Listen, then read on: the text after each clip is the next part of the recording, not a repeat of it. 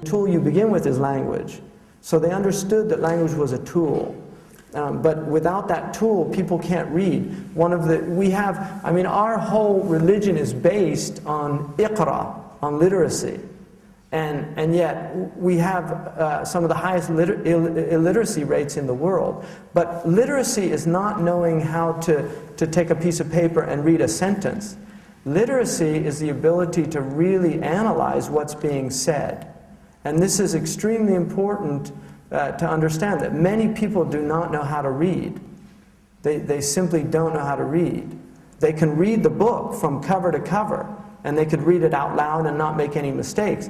But if the book is worth reading, the author spent an incredible amount of time structuring that book, thinking about that book, and putting the book together. And this is why certain books are still with us today after centuries.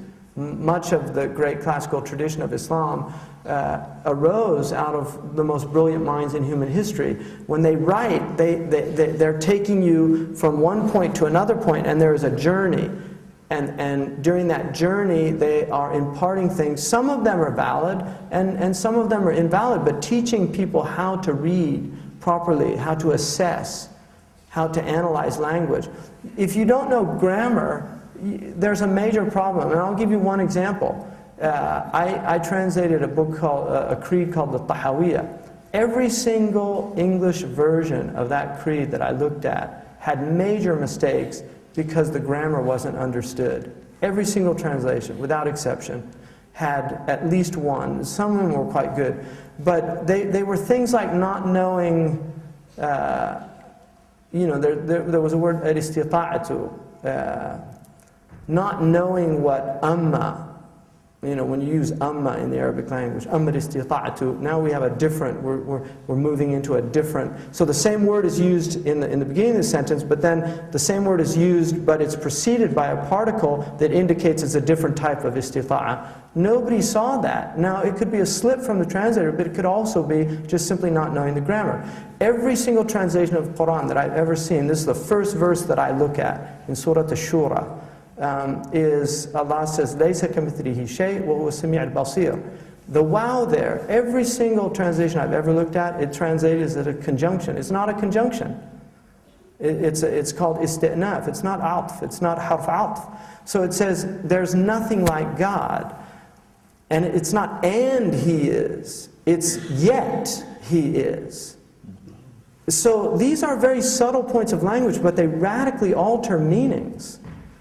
And this is why grammar is so essential if you're going to train a mind.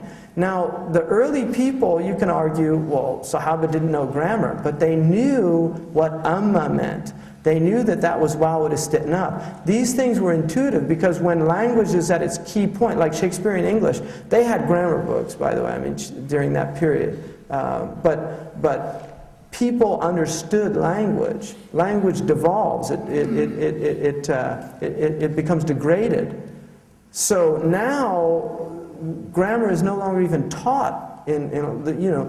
Children don't learn grammar. My mother, who studied in Catholic schools, she's teaching English she's in almost 90, and she volunteers 3 times a week to teach Mexicans English that are living in California. And she was saying to me the other day, I visited her before I came over here, she said, "Do you know there's so many grammatical mistakes in these books that are teaching these people English?"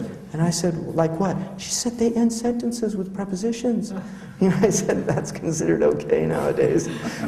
But it's like she grew up in a period, because she was trained by nuns, where these things were taken really seriously. Some of them are pedantic, no doubt. But the point is that people no longer learn these rules anymore, and so language is much more fluid now than it's ever been, right?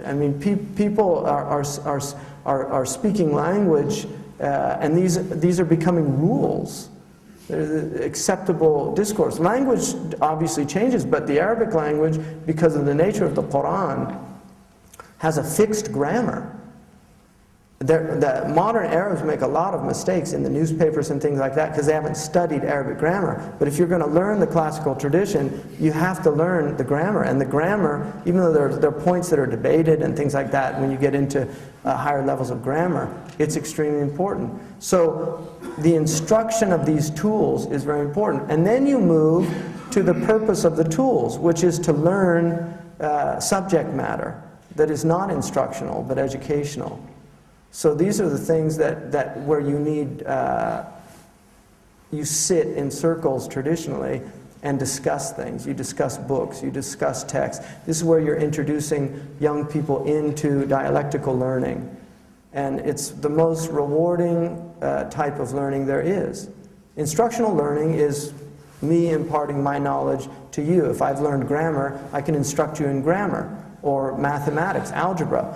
But dialectical learning is where we actually look at a poem together and discuss what we think the author's intent of the poem was, or what that poem means to us. And this is not a kind of rap session, because if you have the tools, and if you understand the tradition, then you can actually arrive at things that are consistent and meaningful. So the Quran is certainly the highest level of that, because the Quran is an unending ocean of meaning.